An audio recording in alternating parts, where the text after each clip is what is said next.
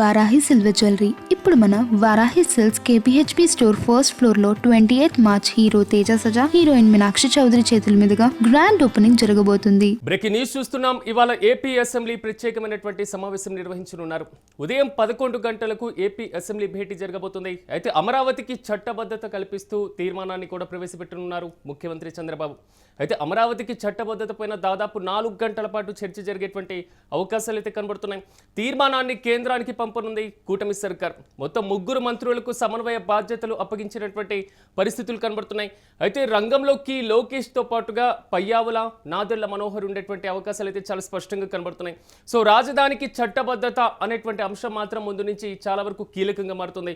ఈ నేపథ్యంలో ఎట్టకేలకు 2014లో జరిగినటువంటి ఆంధ్రప్రదేశ్ పునర్విభజన చట్టం, ఈ చట్టంలో ఎలాగైనా సవరణ చేసి అమరావతికి ఒక శాశ్వతమైనటువంటి రాజధానిగా, చట్టబద్ధమైనటువంటి రాజధానిగా అవకాశాన్ని కల్పించాలంటూ కూడా ఇప్పటికే కూటమి ప్రభుత్వం డిసైడ్ అయినట్లుగా తెలుస్తుంది. దీనికోసం ఈరోజు ఉదయం 11 గంటలకు ఏపీ అసెంబ్లీ ప్రత్యేకంగా సమావేశం కాబోతుంది. ఇక ఇదే అంశానికి సంబంధించి మరింత సమాచారం మా ప్రతినిధి వెంకట్ అందిస్తారు. వెంకట్, చెప్పండి, ఎట్టకేలకు దేశంలో పూర్తి స్థాయిలో చట్టబద్ధత కలిగినటువంటి ఏకైక రాజధానిగా అమరావతి ఉండబోతుంది. ఎలా చూడాలంటారు? పూర్తి అప్డేట్స్ సెట్.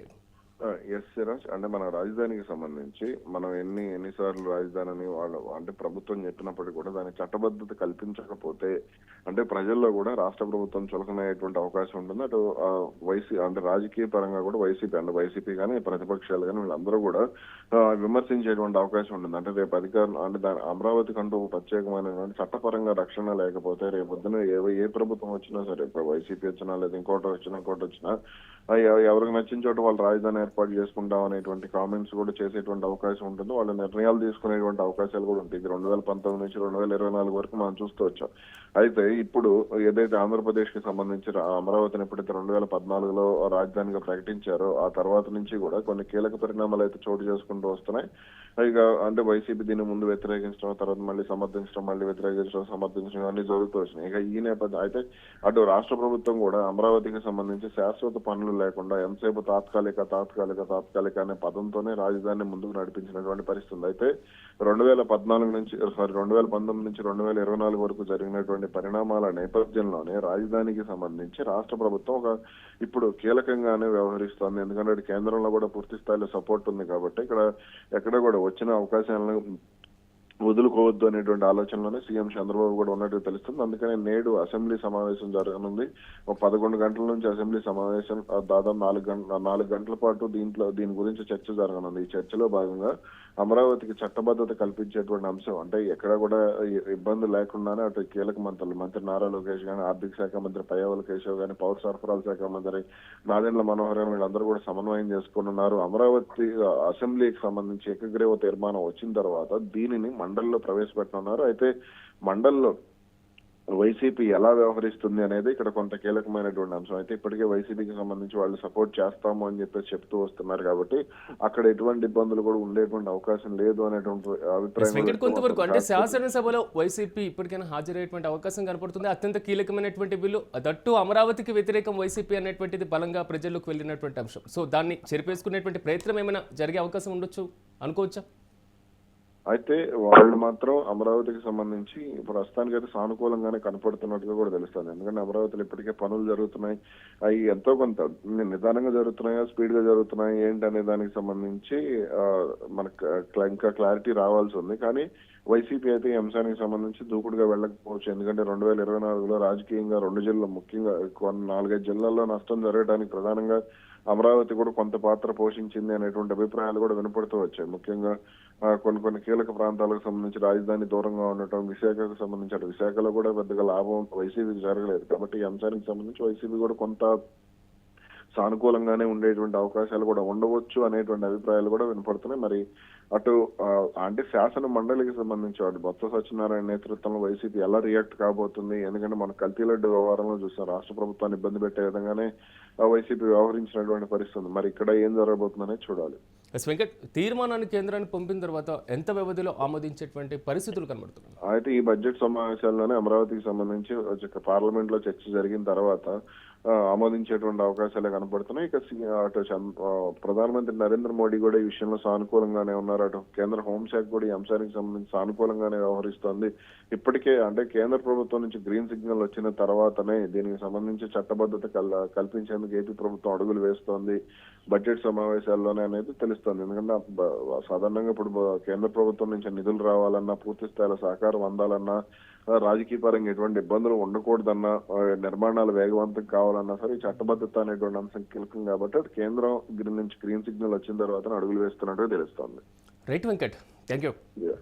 మొత్తం మీద ఆంధ్రప్రదేశ్ రాజధాని అమరావతి, సో దీనికి ఒక శాశ్వతమైనటువంటి చట్టబద్ధతను కల్పించే విధంగా కూడా ప్రభుత్వం అడుగులు వేస్తున్నటువంటి పరిస్థితి కనబడుతుంది. ఒక్కసారి మనం 2014 రాష్ట్ర పునర్విభజన చట్టాన్ని చూసుకుంటే, సో సెక్షన్ 5 క్లియర్ కట్గా చెప్తుంది ఆంధ్రప్రదేశ్కి తెలంగాణకి ఉమ్మడి రాజధానిగా హైదరాబాద్ ఉండబోతుంది. కానీ క్లాస్ 2 క్లియర్ కట్గా చెప్తుంది 10 ఏళ్ల తర్వాత ఆంధ్రప్రదేశ్ ఒక ప్రత్యేకమైనటువంటి కొత్త రాజధానిని ఏర్పాటు చేసుకోవచ్చు అనేటువంటి అంశం. 10 ఏళ్ల గడువు పూర్తయింది. హైదరాబాద్తో మనకున్నటువంటి అంటే ఆంధ్రప్రదేశ్కు ఉన్నటువంటి లింకేజ్ కూడా వెళ్ళిపోయింది. ఈ నేపథ్యంలో ఒక కొత్త రాజధాని అనేటువంటి ఏ పదం ఉందో, ఏదైతే సెక్షన్ 5 క్లాస్ 2 ప్రకారం ఆ కొత్త రాజధాని అనేటువంటి పదంలో అమరావతి అనేటువంటి పేరుని యాడ్ చేసేస్తే, సో 2014 రాష్ట్ర పునర్విభజన చట్టంలో క్లియర్ కట్గా ఆంధ్రప్రదేశ్ రాజధాని అమరావతి ఉండబోతుంది అనేది మాత్రం చట్ట సవరణ చేసేటువంటి అవకాశం అయితే చాలా స్పష్టంగా కనబడుతుంది. కానీ పార్లమెంట్ చేయాల్సినటువంటి ఈ చట్టాన్ని రాష్ట్ర శాసనసభ కూడా ఆమోదించి పంపడం ద్వారా కొంతవరకు క్లియర్ కట్గా భవిష్యత్తులో న్యాయపరమైనటువంటి చిక్కులు లేకుండా చూడాలి అనేది మాత్రం ఆంధ్రప్రదేశ్ ప్రభుత్వం మాత్రం ముందుకు వెళ్తుంది. అందుకే ఈరోజు ప్రత్యేకమైనటువంటి ఏపీ అసెంబ్లీ సమావేశాన్ని కూడా ఏర్పాటు చేస్తున్నారు. ఉదయం 11 గంటలకు శాసనసభ సమావేశం కాబోతుంది.